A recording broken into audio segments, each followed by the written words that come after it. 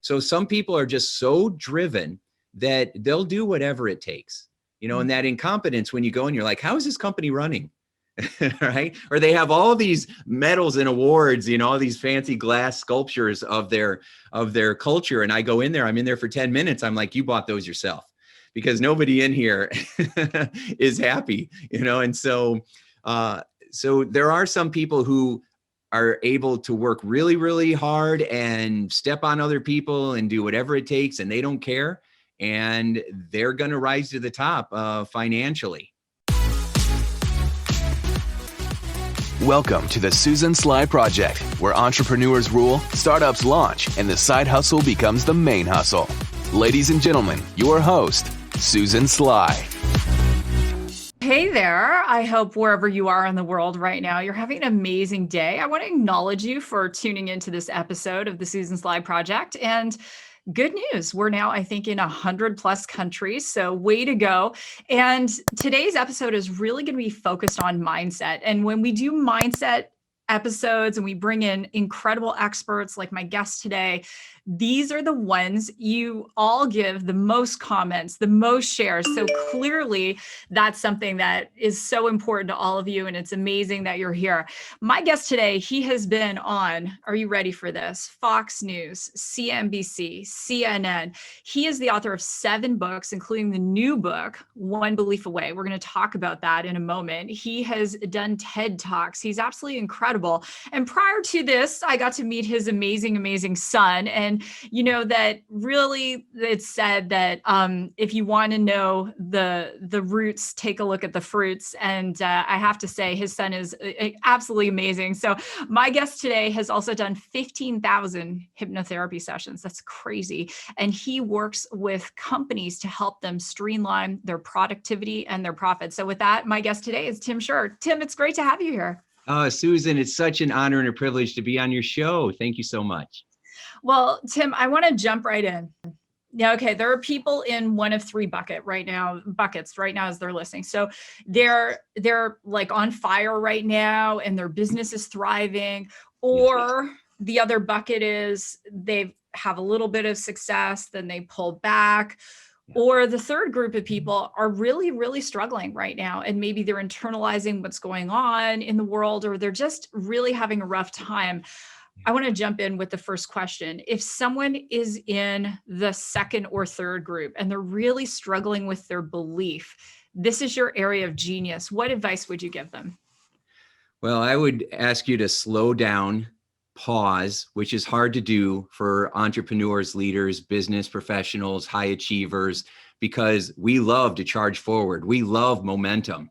The idea of being stuck or not making progress makes us just, right? Because we like to conquer, we like to add value.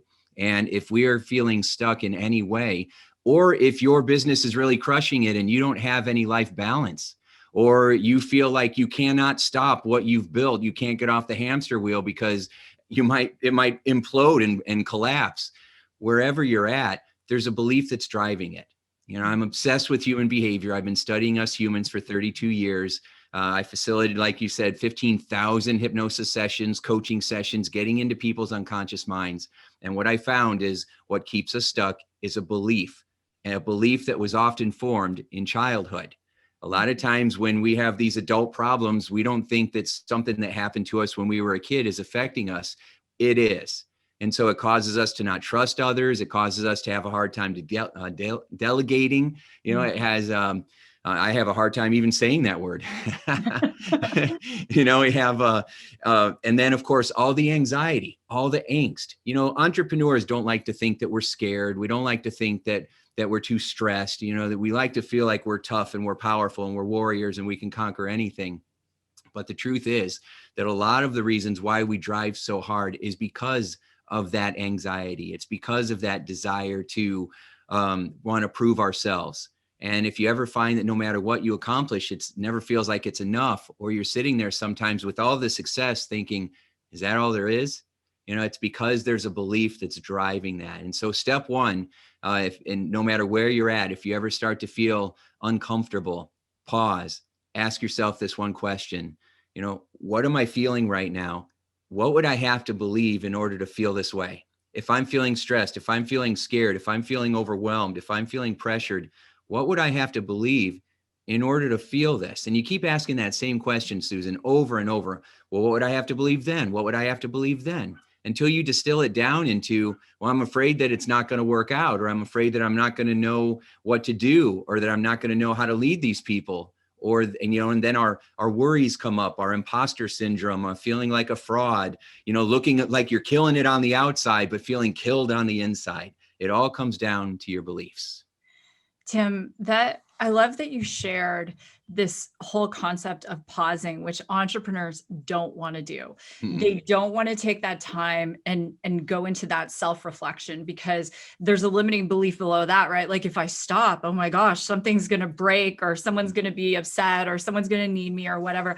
We see this with parents too, especially of young children. It's like, oh, I've met so many women, as an example, who don't even want to take an afternoon off and go for a massage because they haven't left their children, right? But I want to, thinking very deeply about these beliefs that create the programs that run our lives, what are some of the top limiting beliefs that you have found with the different executives that you've worked with? Well, some of the top beliefs that are really frustrating is I don't have enough time to get my own stuff done, let alone train everybody else. This was really strong. I was working with the highest performing teams, and so many of the leaders felt like, I can barely keep up with my own stuff, and yet I'm supposed to develop these people and emotionally train them and provide all this leadership training and everything. And what it was doing was making them feel more guilty.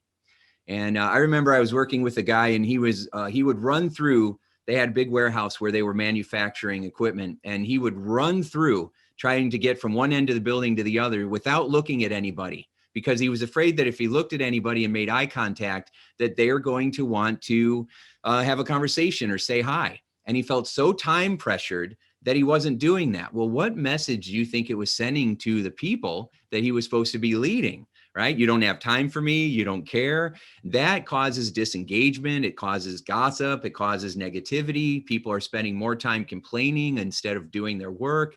Those are the issues that sabotage people more than, and companies as a whole. We think that, well, if we have pizza parties on Friday, and if we, talk about our culture all the time, that's really, if we had a new sales strategy and more technology, that's going to be what really gives us our competitive edge. But it isn't.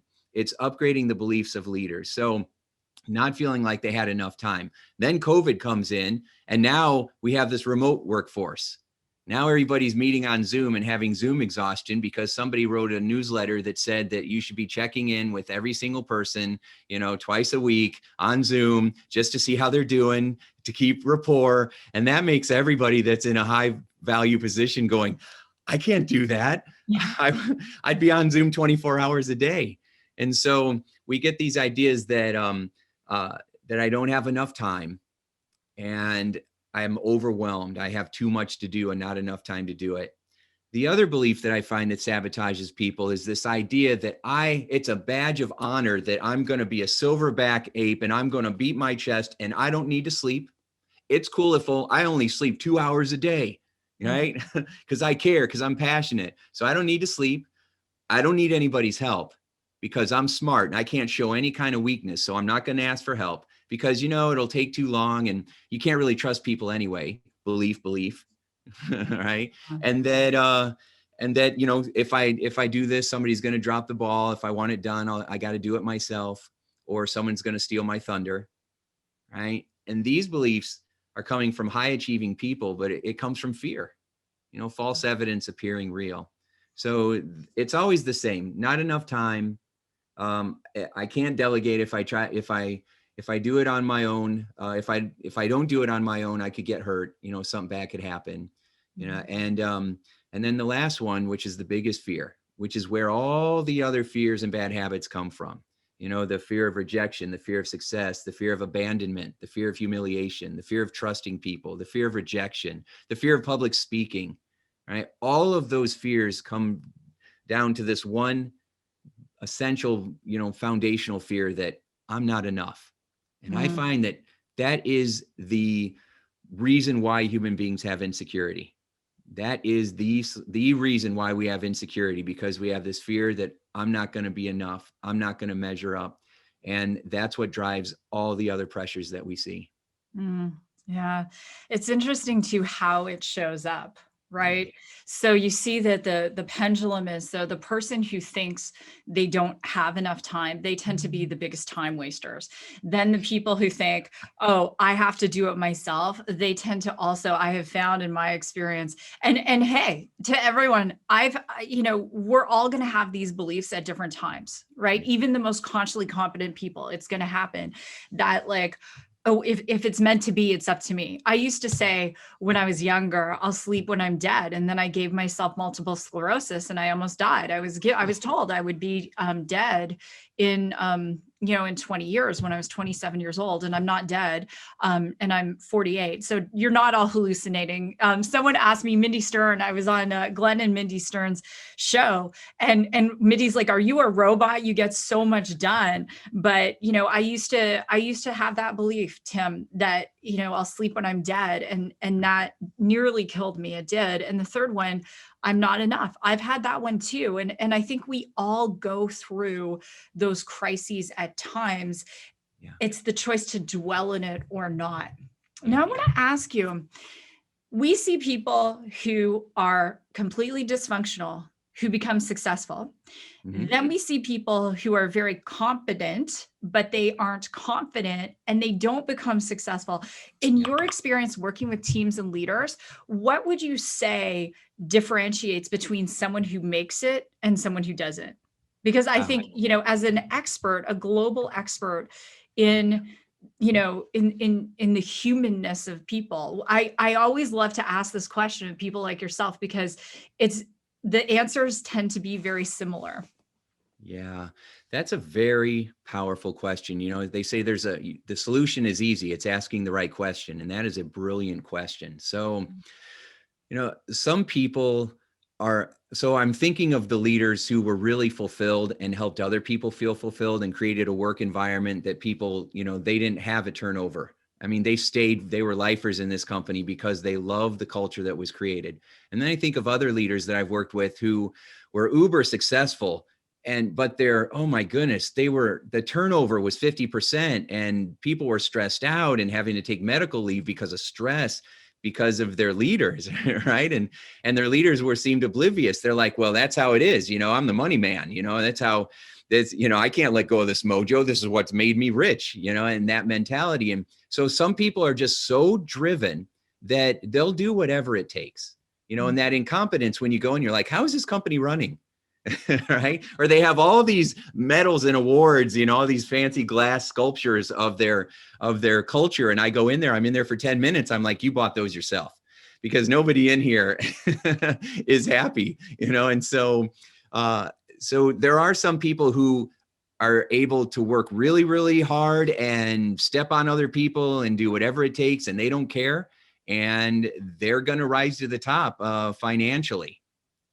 But at the same time, they're not happy people, and they're not building other leaders around them. And they're not creating a force where if something happened to them, their company would continue to thrive, because it's very ego driven. And that is, it's difficult. It's hard to sustain when you're doing that. On the other side of it, there are people that are incredibly talented, incredibly smart, and incredibly gifted, and yet they're not attaining the kind of success that they desire. And there's usually two reasons for that. One, the big one, is the limiting beliefs. And that's the hardest one for people to accept, because they're like, I've been going to all the Tony Robbins conference. I've been doing personal development for 25 years. Do not tell me that it's another belief. I'm telling you, it is. It's a belief. It's a blind spot that you have. I was stuck in an area the other day, and I had a friend that I was going to, and he's like, you keep speaking as though that what's coming out of your mouth is truth, and it's just opinions and beliefs. And I was like, oh, no, that can't be it. I just wrote the book One Belief Away. It can't be that I have these blind spots. So we all have them, right? So beliefs. The other part is people just don't know what to do next. There's too much advice. There's too many gurus. There's too many people that say you have to learn everything. You got to be a copywriter. You got to be a Facebook ad expert. You've got to be able to produce, funnels. And we spend so much time working and putting this stuff together, and it doesn't produce any money. And then it just makes us not want to do it again. And then we drag our feet, or we get 90% there, and then we never pull the trigger because we're afraid that people are going to find out I really don't know what I'm talking about. And so the fear of being a fraud, the fear of not knowing what to do next, the fear of trying really hard and it just doesn't work out, and then having to deal with that kind of disappointment, or feeling like, I really must be a loser.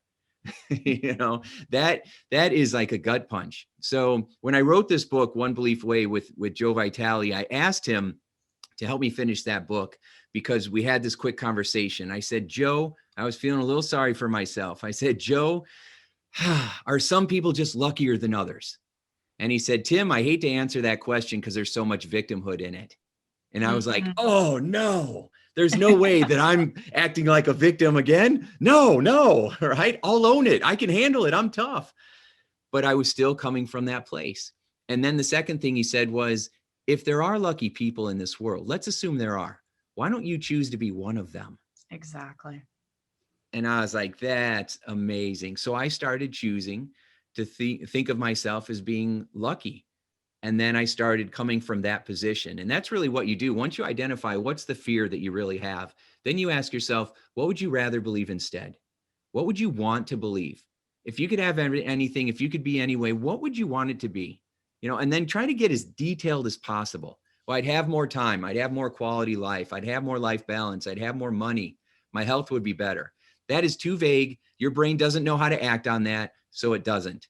The more specific you are, the more your mind says, oh, I know how to attain that. And these are the steps that I'm going to start taking to get there. So I started coming from a position of boldness. I started imagining that I'm the luckiest guy around, and whatever I ask for works out. And it started happening that way. It's how I built the Legend Summits, where I talked the greatest speakers in the world into hanging out with me for a couple of days and having these conversations. And I got Brian Tracy and Bob Proctor and Les Brown and Dennis Waitley and Dr. John DeMartini. I mean, you name it, these incredible people. And we'll have another one, and we're going to have Susan Sly on it. I'm so excited for that one, right? The best people in the world. And they all said yes. And it was because I got over that belief that, I wasn't lucky and people wouldn't want to hang out with me. And why would these successful people want to talk to me? I got over that, and it's like the doors poured open. So if I can do it, anybody can. And that's really the message that I want to make sure that everybody's hearing today. That is so powerful, Tim. And, thinking back to Joe, in the Secret, and I know, I've done speaking events with, John Assaraf and, John Gray and Jack Canfield and all these guys, right? Yes. And Joe, Joe, of all of them, Joe really, really struck me and had a profound effect, because some people might be watching or listening and say, that's so simple, but it's effective. And sometimes we ignore the simplest things that are the most effective. Someone wants to lose weight.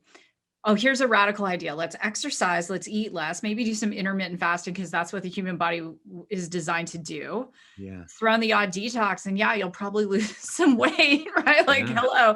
It's the same thing here.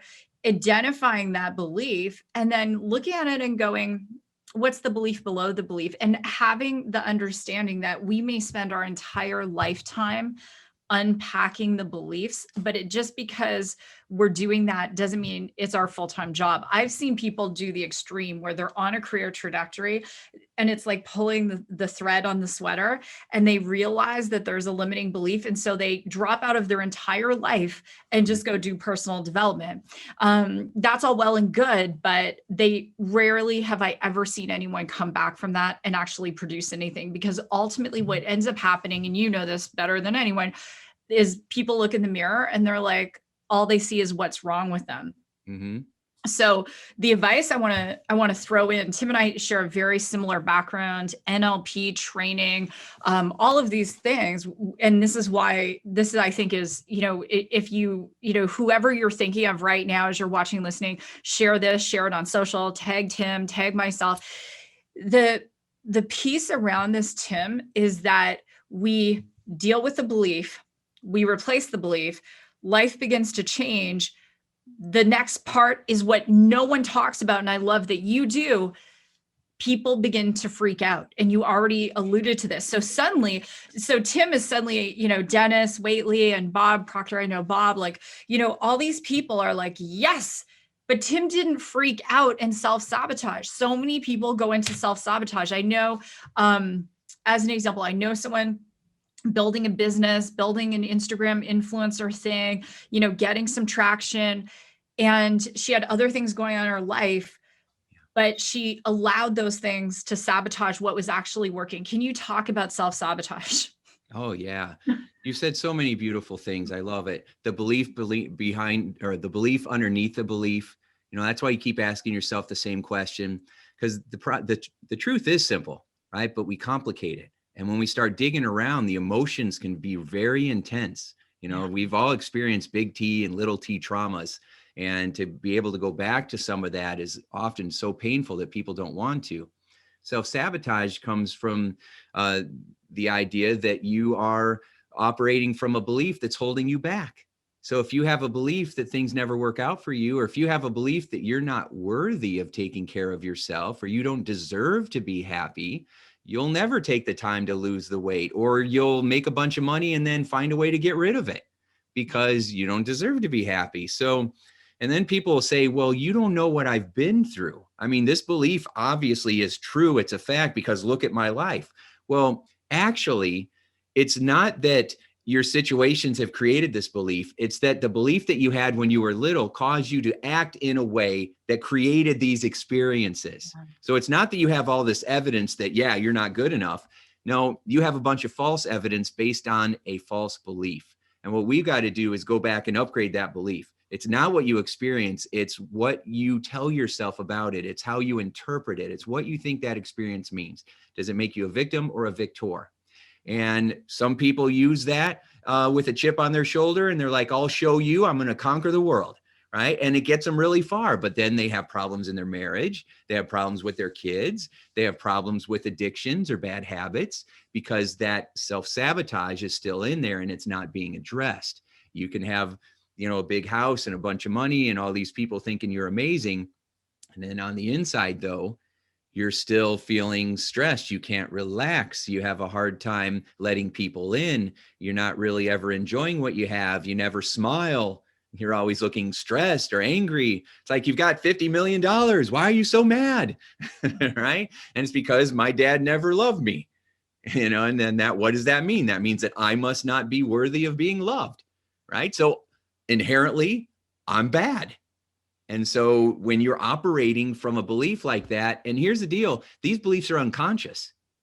It's out of our awareness. We don't know that's happening, right? It's a blind spot. A blind spot means you don't see it, right? And that's one of the biggest challenges with our beliefs, our blind spots, our unconscious biases, is that, they're not right in front of us. They're somewhere locked in our mind. And if you don't sit still and ask yourself these questions or get some help, and go through a process, then, I think that eventually every one of your listeners will figure it out because that's just who they are. They're very talented, amazing human beings. But it's about collapsing timeframes. You can take the next 5 years to figure it out, or we can figure it out in the next couple of days, or a couple of weeks, using the strategies. And I don't know about you, but I like to save that time so that we can live our best life now. Absolutely. And that's why your work is so important. And I want to encourage everyone. One thing I know about our listeners and viewers, they love to read books. And so, when Mark Victor Hansen's here, they buy his book. Tim's book, One Belief Away, everyone needs to get that. I just want to share, as we could have, a 5-hour conversation. The piece around beliefs too, that I want everyone to understand is, one limiting belief can actually fuel us to getting to a certain level. But when your business flatlines, it means that it's time to replace that belief. And I'll share very candidly a story. So I I operated from a place for a long time, Tim, that I'm not enough. So that's how I ended up doing the Ironman with a fractured pelvis to prove how enough I was, running 6 Boston marathons, like, building 3 award-winning sales teams, and it wasn't a look at me. What was driving it under the surface was I'm not enough. So I have to actually prove to myself that I am enough. And that got me to a point where finally in my mid 40s, where things were really stuck for me and flatlining, I had to look in the mirror and say, you know what? That belief, I thanked it. And I actually journaled on this. I was like, I'm so grateful I had this belief, and it got me to this point. It's time to replace the belief. And so I did. And I replaced the belief and shifted the belief. And I really took on a belief that I am a very curious person. And I know curiosity, Dr. Diane Hamilton is a close friend of mine. She wrote a book called The Curiosity Code, and talking about using curiosity for good. So the moment I shifted into curiosity, it was amazing how things happened, because I had been in a place of condemning myself. And so replacing, condemnation with curiosity. So I was like, I'm very curious about who I am as a woman and who I'm growing into and what I want to learn and be and so on. So it shifted. And then, that's how I came back into technology. So it's amazing how this shows up for us. Final question for you. Okay. So a lot of people could write 1 book and I'm good. A lot of people write 2 books, they're good. So you wrote 5, and this is book number 6. Yeah. I don't care what stage anyone is at right now in their business. This work is so important, because if you're stuck, you have some stinking thinking, and Tim's book could help. Tim, in a quick synopsis, tell us about the book. What is someone going to get when they buy the book? So this book helps us overcome achiever syndrome, which is what you were describing, where we're achieving, but it's coming from secret anxiety instead of from chasing pleasure and curiosity. And so it also teaches people the exact formula for how to identify their biggest belief that's getting in the way, how to upgrade that, and then condition themselves so that they are coming from a place of purpose and living from a place of vision instead of coming from stress, fear, and self-sabotage. So it also is an incredible resource for anybody who has felt like their heart had been broken into a million pieces. My specialty was helping people with post-traumatic stress, whether it was people who were kidnapped or tortured or abused in a variety of ways, or veterans coming back from wars. And I know the exact strategy from thousands of sessions over so many years. And I learned the exact formula. This is what you do that allows you to take your power back. This is what you do to take that little piece of us that we feel like we lose when go through those experiences, and reclaim it and bring it back in. And it allows you to triumph over that fear and live with purpose and live in a way that makes you feel happy and grateful every day. Beautiful. Well, I'm ordering the book, and I'm a woman of my word, so I'm ordering it. And I just want to encourage all of you, if you have feedback for the show, if you're on YouTube, I'm the one who actually responds to you. It's not an assistant. If you're on iTunes or Spotify, Tim and I would love a 5-star review. Please share this on your social, as I said, and tag us. This work is so important. The vision of the show is to inspire people all over the world to start and grow and scale businesses, because it's my personal belief that there isn't a challenge we're facing right now globally that can't be solved by entrepreneurs. So with that, Tim, thanks for being here. It's great to have you. Oh, it's such a pleasure. Thank you so much for everything that you do, Susan. You are amazing. Well, thank you. All right, everyone. This has been another episode of the Susan Slide Project. And go back and listen to some previous episodes. I think they're pretty darn amazing. And I will see you on a future episode. Goodbye, everyone. Ladies and gentlemen, this has been another epic episode of the Susan Slide Project. For more tips, strategies, and ideas, visit www.susansly.com.